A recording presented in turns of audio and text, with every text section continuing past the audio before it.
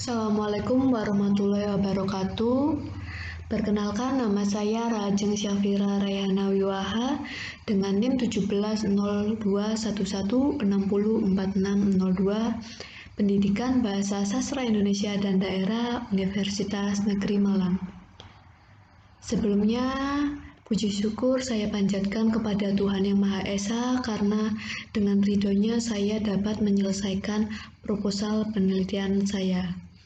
Ucapan terima kasih saya haturkan kepada dosen kelas seminar proposal yaitu Bapak Ari dan Bapak Imam Suyitno. Pada kesempatan kali ini saya akan mempresentasikan proposal penelitian saya yang berjudul Tindak Tutur Ekspresif dalam Video Pembelajaran Bahasa Indonesia kelas 10 SMA pada akun YouTube Arisa Nur Aini.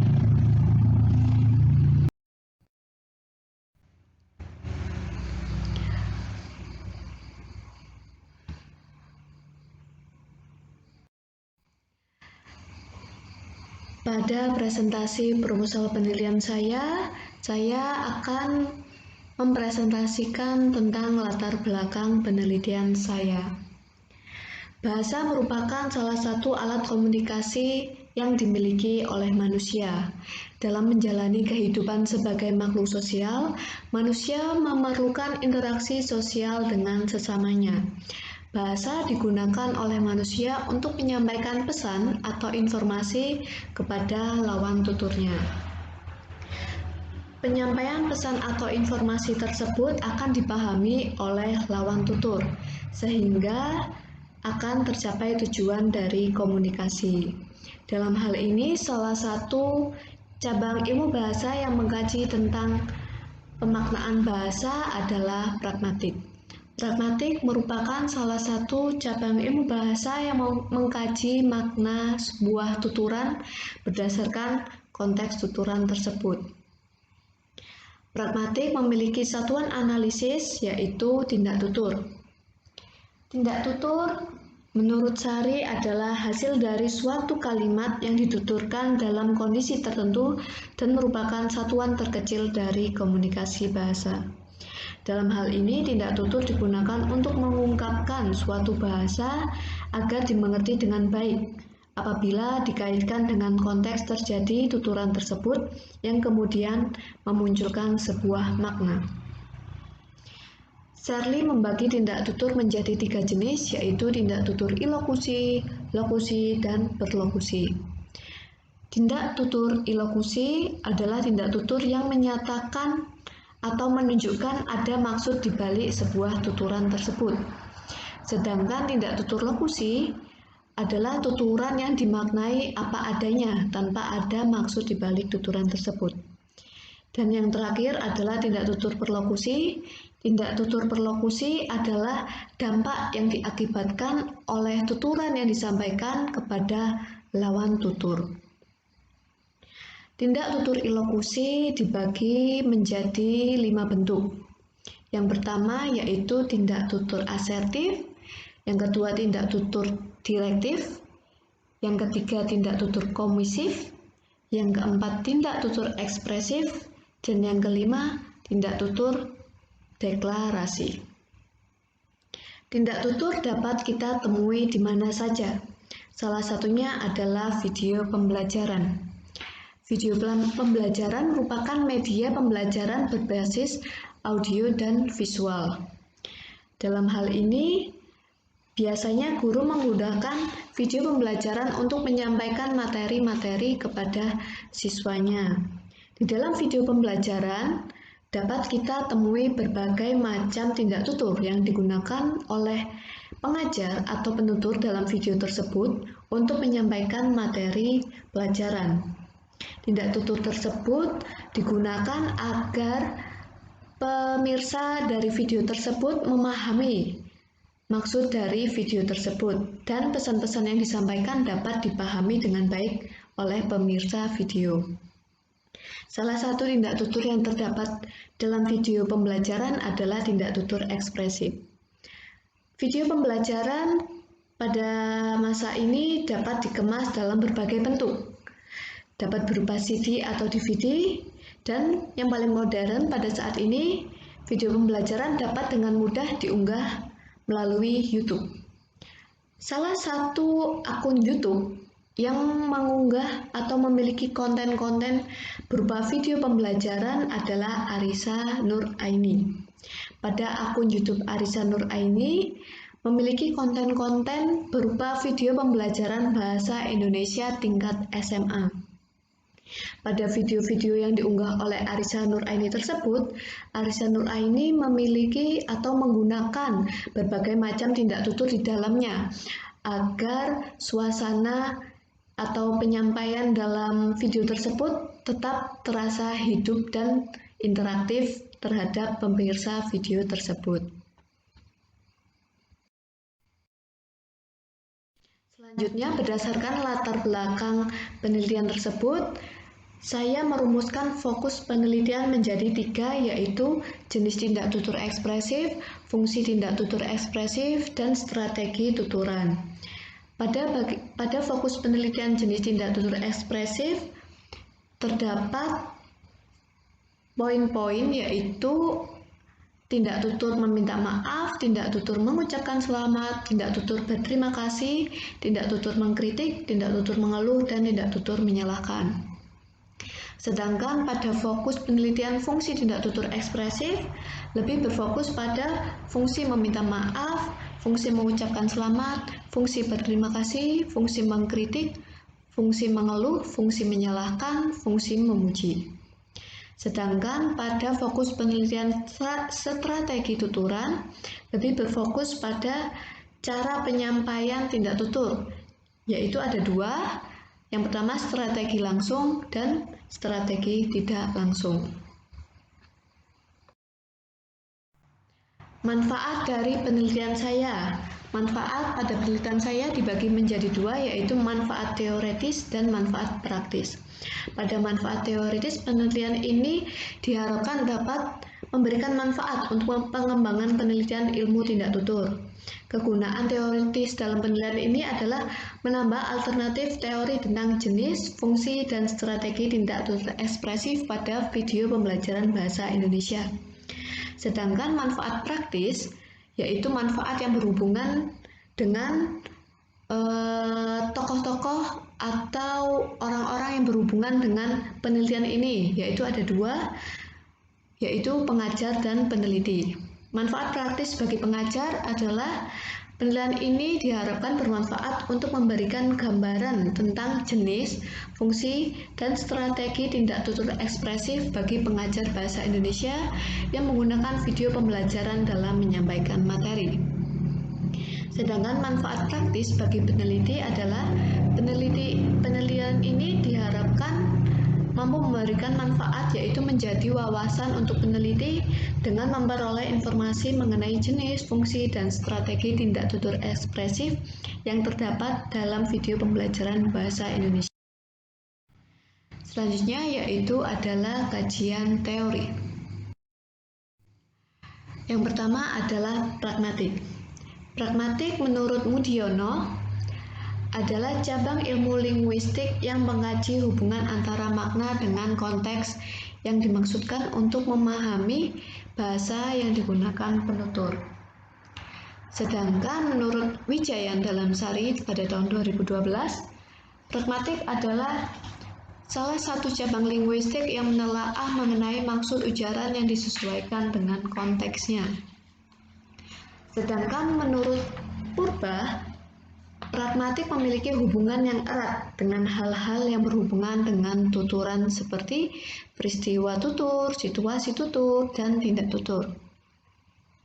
Pada kajian pragmatik sendiri terdapat teori tindak tutur. Pragmatik dan teori tindak tutur memiliki kesamaan, yaitu menganalisis ujaran dengan memperhatikan konteks-konteksnya. Sehingga dapat disimpulkan bahwa pragmatik adalah salah satu cabang linguistik di mana fokus kajian dari pragmatik adalah untuk mengkaji ujaran dan tuturan yang dilontarkan oleh penutur dengan memperhatikan konteks-konteks yang mewadahinya dan dapat dimaknai secara utuh. Selanjutnya yaitu tindak tutur. Tindak tutur menurut Sari pada tahun 2012 adalah pandangan yang menegaskan bahwa sebuah ungkapan suatu bahasa yang dapat dipahami dan dimengerti dengan baik apabila dikaitkan dengan situasi konteks terjadinya ungkapan tersebut yang kemudian memunculkan sebuah makna. Sedangkan tindak tutur menurut Pangesti dan Rosida pada tahun 2019 adalah tindak tutur yang memusatkan perhatian pada penggunaan bahasa untuk mengkomunikasikan maksud dan tujuan sang penutur dan juga maksud penggunaan bahasa yang dihasilkan. Sehingga dapat disimpulkan bahwa tindak tutur merupakan acuan yang mampu membantu sebuah bahasa dapat dimaknai dan dipahami dengan baik apabila dikaitkan dengan situasi konteks terjadinya ungkapan tersebut. Selanjutnya yaitu jenis-jenis tindak tutur.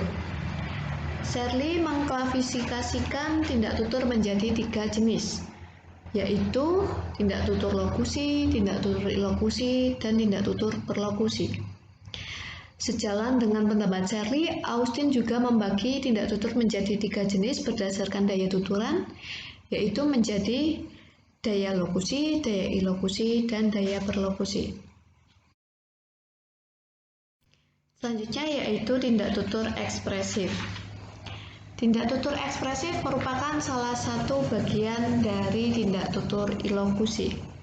Jatmika dalam Nugroho pada tahun 2018 menyatakan bahwa tindak tutur ekspresif merupakan tindak tutur yang mengandung emosi atau perasaan penutur. Dalam hal ini, penutur harus mengungkapkan perasaan atau kondisi emosionalnya kepada lawan tutur, sehingga tuturan yang digunakan bersifat ekspresif. Pangesti dan Rosita mengatakan bahwa tindak tutur ekspresif adalah tindak tutur yang menyatakan perasaan pembicaranya.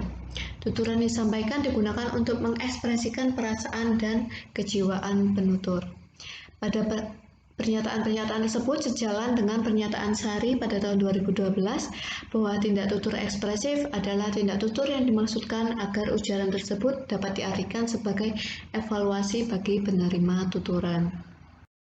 Selanjutnya yaitu adalah jenis tindak tutur ekspresif. Menurut Hajijah pada tahun 2017, jenis tindak tutur berdasarkan pernyataan-pernyataan psikologis dalam tindak tutur dapat berupa pernyataan kegembiraan, kritikan, kebencian, kesenangan, terima kasih, ucapan selamat, meminta maaf, memuji, mengeluh, dan mengecam. Sedangkan menurut Sari 2012, jenis tuturan ekspresif yaitu jenis tuturan berkaitan dengan suasana hati penutur. Diklasifikasikan menjadi 8 jenis yaitu berterima kasih, menyatakan selamat, memuji, menyatakan rasa puas, mengeluh, menyalahkan, berbahasa basi, humor, dan lain-lainnya. Yaitu fungsi tindak tutur ekspresif. Fungsi tindak tutur adalah fungsi yang melekat pada jenis-jenis tindak tutur. Menurut Sari 2012, fungsi-fungsi tindak tutur ekspresif antara lain mengkritik, mengeluh, menyalahkan, mengucapkan selamat, mengucapkan terima kasih, menyanjung, dan meminta maaf. Sedangkan menurut Shirley dalam Rohman 2018 berpendapat bahwa fungsi dan maksud tindak tutur ekspresif yaitu berterima kasih, mengucapkan selamat, memaafkan, memberi pujian, menuduh, menyalahkan, dan sebagainya. Selanjutnya yaitu strategi tindak tutur.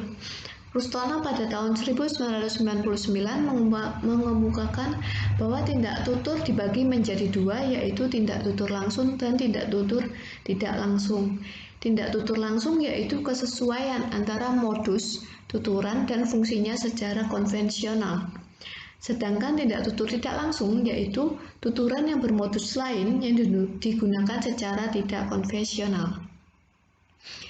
Sehingga dapat disimpulkan bahwa strategi tindak tutur Berdasarkan kesesuaian maksud tuturan dan fungsi tuturannya dibagi menjadi dua, yaitu tindak tutur ekspresif langsung dan tindak tutur ekspresif tidak langsung. Tindak tutur ekspresif langsung yaitu adanya kesesuaian antara tuturan ekspresif yang disampaikan dengan makna fungsi tuturan tersebut. Sedangkan tindak tutur ekspresif tidak langsung yaitu tindak tutur ekspresif yang memiliki makna lain yang tidak sesuai dengan tuturan yang disampaikan. Selanjutnya yaitu video pembelajaran. Video pembelajaran menurut Panjai Sikabuden dan Ton Leo pada tahun 2016 yaitu adalah salah satu bentuk media pembelajaran yang berbasis audio visual. Dalam kegiatan pembelajaran, video pembelajaran merupakan media yang paling bermakna dibandingkan media lain yang berupa foto, grafik, dan video. Video pembelajaran lebih interaktif dan memberikan pengalaman baru bagi siswa. Video pembelajaran dinilai dapat mengoptimalkan kemampuan belajar siswa. Hal ini dikarenakan penggunaan video pembelajaran dipandang tepat untuk memberikan pemahaman yang bersifat konkret sehingga mempermudah siswa menyerap materi yang disampaikan. Dalam video pembelajaran juga ditemukan tindak tutur yang bermacam-macam yang digunakan oleh penutur sehingga memberikan kesan seolah-olah kegiatan belajar dilakukan secara tatap muka. Selanjutnya yaitu bagian metode penelitian. Yang pertama adalah pendekatan. Pendekatan yang digunakan pada penelitian ini adalah pendekatan kualitatif. Pendekatan kualitatif dinilai cocok bagi penelitian ini karena data-data yang dikumpulkan berupa kata atau kalimat tindak tutur ekspresif, bukan berupa angka. Selanjutnya yaitu jenis penelitian. Jenis penelitian pada penelitian ini adalah penelitian deskriptif, di mana data-data yang dikumpulkan yaitu berupa kata atau kalimat tindak tutur ekspresif akan dijabarkan secara rinci, secara deskriptif.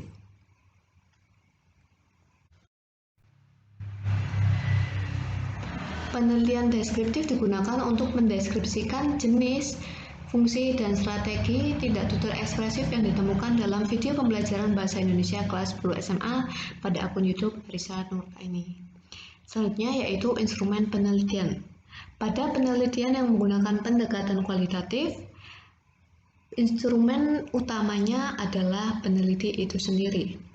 Namun, peneliti akan dibantu oleh pedoman dan instrumen-instrumen lainnya yang bertujuan untuk memudahkan kegiatan penelitian. Pedoman-pedoman dan instrumen-instrumen tersebut antara lain pedoman menyimak, lembar transkrip tuturan, pedoman kodifikasi, pedoman analisis data, dan tabel analisis data. Selanjutnya yaitu objek penelitian.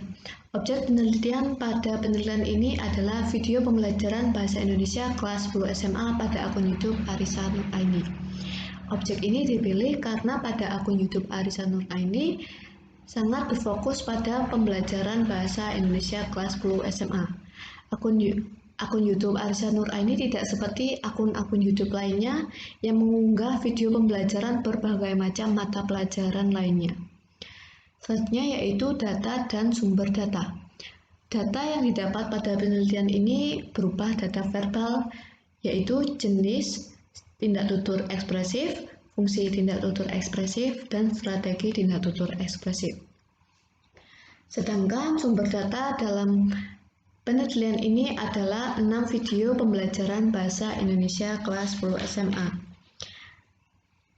Keenam video tersebut berjudul antara lain yang pertama, perbedaan teks deskripsi dan teks laporan hasil observasi. Yang kedua, ciri struktur teks laporan hasil observasi. Yang ketiga, ciri kebahasaan teks LHO. Yang keempat, teks eksposisi. Yang kelima, materi anekdot kelas 10 SMA. Yang keenam, materi hikayat kelas 10 SMA. Selanjutnya yaitu pengumpulan data. Dalam pengumpulan data, peneliti menggunakan dua teknik, yaitu teknik menyimak dan teknik catat. Pada teknik simak, peneliti melakukan beberapa tahap. Yang pertama yaitu menyiapkan video pembelajaran yang sesuai dengan judul penelitian, yaitu video pembelajaran kelas 10 SMA. Yang kedua yaitu Peneliti menyimak dengan baik video pembelajaran bahasa Indonesia kelas 10 dengan memperhatikan tindak tutur ekspresif yang dihasilkan. Yang ketiga, peneliti menandai tindak tutur ekspresif yang dihasilkan dalam video pembelajaran bahasa Indonesia kelas 10 SMA. Pada bagian ini, peneliti menandai tindak tutur ekspresif berdasarkan fokus masalah berdasarkan fokus penelitian, yaitu jenis tindak tutur ekspresif, fungsi tindak tutur ekspresif, dan strategi tindak tutur ekspresif. Selanjutnya yaitu menggunakan teknik catat. Pada teknik catat, data-data verbal yang didapatkan peneliti pada tahap menyimak tadi akan diubah menjadi data tertulis menggunakan lembar transkrip tuturan. Data-data yang awalnya berupa verbal akan dicatat oleh peneliti pada lembar transkrip tuturan, sehingga data yang awalnya berupa verbal berubah menjadi data tertulis. Selanjutnya yaitu analisis data. Analisis data yang digunakan pada penelitian ini yaitu menggunakan model induktif. Analisis data dengan model induktif dilakukan dengan mengolah data, membentuk kelompok-kelompok data sesuai dengan fokus masalah. Pada analisis data dilakukan beberapa tahap. Tahap yang pertama yaitu identifikasi data. Pada tahap ini, peneliti mengidentifikasi seluruh tindak tutur ekspresif yang ditemukan dalam video pembelajaran kelas 10 SMA. Selanjutnya yaitu tahap klasifikasi data. Pada tahap klasifikasi data, peneliti akan mengklasifikasikan tindak tutur ekspresif yang ditemukan berdasarkan fokus masalah, yaitu jenis tindak tutur ekspresif, fungsi tindak tutur ekspresif, dan strategi tindak tutur ekspresif. Selanjutnya yaitu yang ketiga, kodifikasi data. Pada tahap kodifikasi data, data-data yang sudah diidentifikasi dan diklasifikasi diberi kode berdasarkan ketentuan yang sudah ditentukan oleh peneliti. Tujuan dari kodifikasi data adalah untuk memudahkan peneliti dalam mengenali data yang dianalisis. Selanjutnya yaitu tahap analisis data. Pada tahap ini, data-data yang sudah dikumpulkan akan dianalisis berdasarkan teori tindak tutur dan pragmatik yang dijadikan ancaman dalam penelitian ini. Pada tahap analisis data, peneliti dibantu dengan instrumen tabel analisis data. Setelah data-data dianalisis, selanjutnya dilakukan kesimpulan data. Kesimpulan data merupakan kesimpulan dari hasil-hasil yang ditemukan pada tahap analisis data. Sekian presentasi proposal penelitian saya pada hari ini. Semoga apa yang saya sampaikan dapat dipahami dan dimengerti dengan baik. Mohon maaf bila ada salah kata atau kekurangan dalam penyampaian. Cukup sekian. Wassalamualaikum warahmatullahi wabarakatuh.